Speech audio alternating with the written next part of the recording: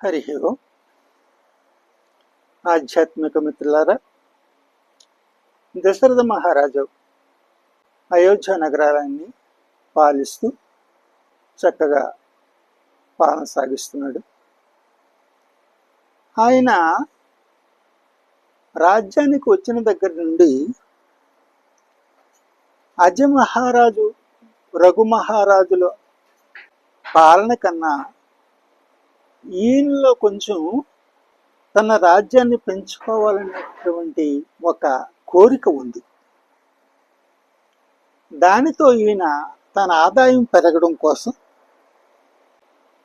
వాణిజ్య సుంకాలు వాటిని విపరీతంగా పెంచడం, తనకు ఎదురు చెప్పిన రాజ్యాన్ని లొంగ తీసుకుని తన రాజ్యాన్ని పెంచుకోవడం మొదలైనటువంటి పనులు చేయడం మొదలుపెట్టాడు. అజ మహారాజు కాలంలో ప్రజల సౌఖ్యం కోసం మాత్రమే వ్యాపారుల దగ్గర పరిమితమైన సుంకం తీసుకోవడం జరిగేది. ఇక్కడ ఎప్పుడైతే వాణిజ్య సుంకం విపరీతంగా పెంచాడో కుబేరుడు దాన్ని తగ్గించమని సూచన చేశాడు. కానీ దాన్ని దశరథుడు ఏమాత్రం పట్టించుకోలేదు. కుబేరుడు తన సోదరుడైనటువంటి దశానను యొక్క సహకారంతో దశరథుడిని పట్టించుకోవడం మానేశాడు. దానితో వీరి మధ్య సమస్యలు ఉత్పన్నమయ్యాయి. ఇలా కొంతకాలం జరిగిన తర్వాత ఒకసారి సూర్యోపాసన చేస్తూ దశరథుడు తన గురువు గారైనటువంటి వశిష్ఠ మహర్షికి నమస్కారం చేసి, గురుదేవ, నాకు అన్ని చక్కగానే ఉన్నాయి, నాకు ఉన్నదల్లా పుత్ర సంతతి లేదనేటటువంటి బాధ నన్ను పీడిస్తోంది. నాకు కుమార్తెగా శాంత జన్మించిన నా మిత్రుడైనటువంటి అంగరాజు రామపాదునికి ఆమెను దత్తత ఇచ్చేశాను. ఇప్పుడు నాకు పుత్రులు కావాలి, దానికి ఏం చేయమంటారు అని చెప్పి కోరడం. దానికి ఆయన ఏం చేస్తారంటే, పుత్రకామేష్టి యజ్ఞాన్ని చేస్తే తప్పకుండా నీకు కలుగుతారని ఆయన చెప్పడం. ఆ యజ్ఞాన్ని చేయించమని ఈయన కోరితే అది మనం చేయడానికి లేదు, అథర్వణ వేదంపై పట్టున్నటువంటి మహాత్ముడి ద్వారానే ఆ యజ్ఞం సంపన్నమవుతుంది. అందుచేత నువ్వు అథర్వణ వేద జ్ఞాత అయినటువంటి విభాండ మహర్షి యొక్క పుత్రుడు ఋష్యశృంగుని ద్వారా ఆ పుత్రేష్టి యజ్ఞం చేయించవలసి ఉంటుంది అని చెప్పి చెప్పడము. అయితే ఆయన్ని పిలిపిస్తానని చెప్తే, అలా కాదు, మనం మహాత్ముల్ని ఏదైనా కోరుతున్నామంటే మనమే వెళ్ళి వారి దగ్గరికి వెళ్ళి ప్రార్థన చేసి వాళ్ళని అనుమతితోటి, వాళ్ళ దయతోటి అంగీకరించిన తర్వాత వాళ్ళని పిలుచుకురావాలి అని చెప్పి గురువుగారు చెప్తే దశరథ మహారాజు అంగరాజ్యం బయలుదేరతాడు. అంతకు పూర్వం ఏం జరిగిందంటే, ఒకసారి అంగరాజ్యంలో దుర్భిక్షం ఏర్పడింది. వర్షాలు లేక ప్రజలందరూ కూడా అల్లాడిపోతూ ఉంటే దాన్ని దూరం చేయడం కోసం గురువుల యొక్క సూచనతోటి ఋష్యశృంగ మహర్షిని తన రాజ్యానికి పిలుచుకుని వస్తే ఆయన కాలు మోపిన వెంటనే వర్షాలు కురవడం, అక్కడ ఆ దేశం సుభిక్షంగా మారడం జరిగింది. అప్పుడు అంగరాజు ఏం చేశాడంటే, తన కుమార్తె అయినటువంటి శాంతను ఋష్యశృంగ మహర్షికి ఇచ్చి వివాహం చేశాడు. అలా ఇతను వెళ్ళి అక్కడ అంగరాజ్యంలో ఆశ్రమం ఏర్పాటు చేసుకున్నటువంటి ఋష్యశృంగ మహర్షిని నమస్కారం చేసి, ఇలా నా పుత్రులు కోసం నేను ఇది చేస్తున్నాను, మా గురుదేవులు మీ దగ్గరికి పంపించారు, మీరు నా ఇందు దయ ఉంచాలని చెప్పి కోరుకోవడంతో ఆయన అనుమతితోటి ఆయన ఇక్కడికి రావడం జరిగింది. ఆ రకంగా పుత్రేష్టి యజ్ఞం కోసం అన్ని ఏర్పాట్లు జరిగినాయి. ఋష్యశృంగ మహర్షితో పాటు అనేక మంది ఋషులు, గంధర్వులు, యక్షులు, ఎందరెందరో అనేక ప్రాంతాల నుంచి వచ్చారు.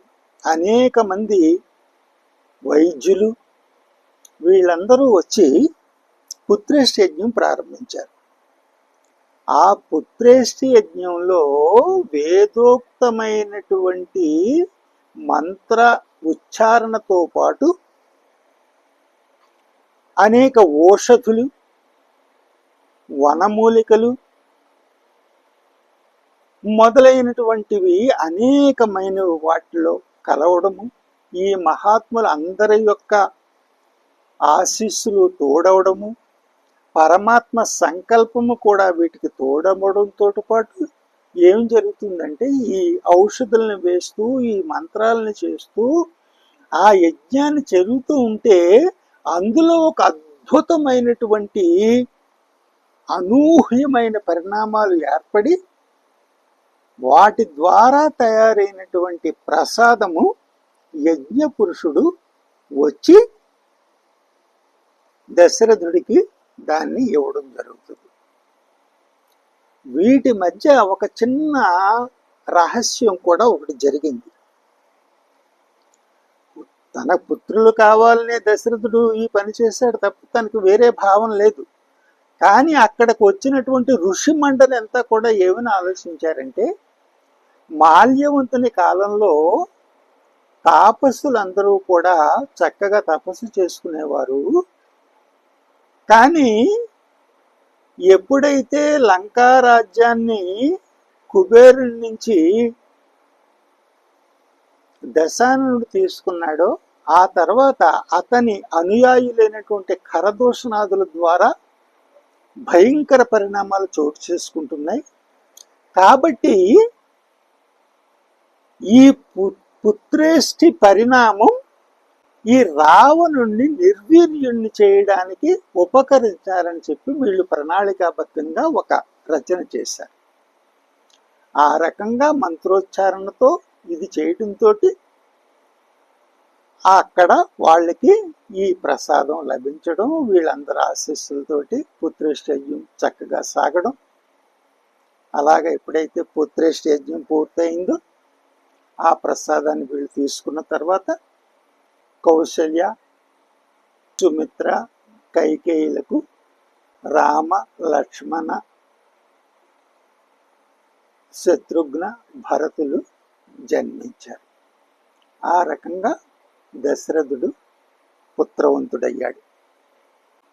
ఈ రకంగా అదే సమయంలో ఈ దశాననుడికి ఈ దశరథుడికి ఉన్నటువంటి కుబేరుడికి ఉన్న సమస్యలలో అక్కడ ఒక పోరాటం జరగడము, రాముడు జన్మించిన రోజే దశాననుని చేతిలో దశరథుడు ఓటమి పొందడము ఎప్పుడైతే జరిగిందో ఈ రాముని నష్టజాతకుడని అనేక రకరకాల వాక్యాలు కూడా జనంలోకి రావడం జరిగింది. అంతకు పూర్వమే అశ్వపతి మనవుడే అయోధ్య రాజు అవుతాడని చెప్పడం ద్వారా వాళ్ళు దీన్ని ఎక్కువగా చేశారు. ఇది ఆనాడు జరిగినటువంటి ఇది. ఈ పుత్రేష్టి పరిణామంతో వీళ్ళకి పుత్రులు జన్మించారు.